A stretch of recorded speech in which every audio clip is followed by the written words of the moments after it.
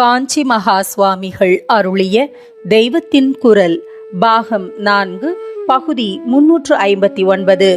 மாயா சக்தியே ஞானமும் அளிப்பது.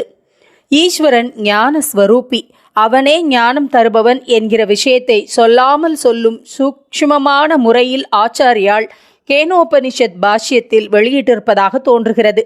யார் எது செய்தாலும் அது தன்னுடைய சொந்த சக்தியை கொண்டு அல்ல, பிரம்மத்தின் சக்தியை கொண்டுதான் எவரும் எதையும் செய்ய முடிவது என்று அம்பாள் இந்திரனுக்கு உபதேசித்ததாக அந்த உபனிஷத்திலே இருக்கிறது.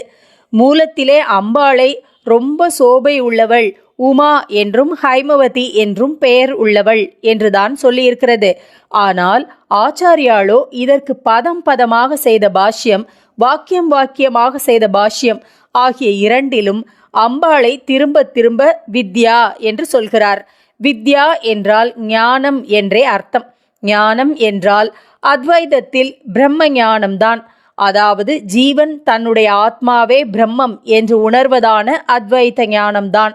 உபனிஷத்தில் பலவிதமான உபாசனைகளையும் வித்யா என்றே சொன்னாலும் அவற்றிலெல்லாம் அந்த உபாசனையை சம்பந்தப்படுத்தி அதற்கு இன்ன வித்யா என்று அடைமொழி கொடுத்து பெயர் சொல்லியிருக்கும். இப்படி இல்லாமல் வெறுமே வித்யா என்று மட்டும் சொன்னால் அது பிரம்ம வித்யாதான், அதாவது ஆத்ம ஞானம்தான். சோபை உள்ளவற்றிலெல்லாம் பரம சோபையானது வித்தையே என்று அம்பாளை வித்யாவாக சொல்கிற ஆச்சாரியால் பாஷ்யம் பண்ணி இருப்பதால் அவர் அவளை பிரம்ம வித்யா ஸ்வரூபிணியாகவே சொல்கிறார் என்று நிச்சயப்படுகிறது. அவித்யா என்றால் அஞ்ஞானம்.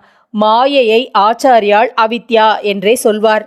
அப்புறம் மாயைக்கும் அவித்யைக்கும் கொஞ்சம் வித்தியாசம் காட்டியும் ஒரு அபிப்பிராயம் அத்வைதிகளுக்கிடையே எழுந்தது. அவர்கள் மாயை என்பது ஒன்றை இன்னொன்றாக காட்டும் மேஜிக் மாதிரியான சக்தி என்றும், அவித்யா என்பது சத்தியத்தை தெரிந்து கொள்ளாத அஞ்ஞான நிலை என்றும் ஒரு பாகுபாடு செய்கிறார்கள்.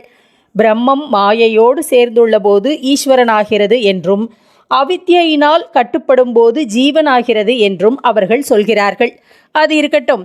மாயா சக்தியோடு சேர்ந்து பிரம்மம் ஈஸ்வரனாய் இருக்கிற போதும் அந்த ஈஸ்வரன் ஞான ஸ்வரூபியாகவே இருப்பதாக அத்வைதிகள் சொல்வதில் இன்னும் மேலே போய் ஆச்சாரியால் இங்கே அம்பாளை வித்யா என்றே சொல்கிறார். அம்பாளை ராஜராஜேஸ்வரியாக ஆராதனை செய்யும் உபாசனைக்கே ஸ்ரீவித்யை என்று பெயர் இருக்கிறது.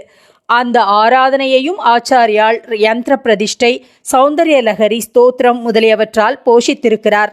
மாயையாகவே இருக்கிற அவளை மாயா நிவர்த்தியையே மோட்சமாக சொன்ன ஆச்சாரியால் ஞானாம்பிகையான வித்யாவாக சொல்வதால் மாயையால் லோகத்தை நடத்தும் சக்திதான் அதிலிருந்து விடுவிக்கவும் செய்கிறது என்று அவர் காட்டுவது தெரிகிறது.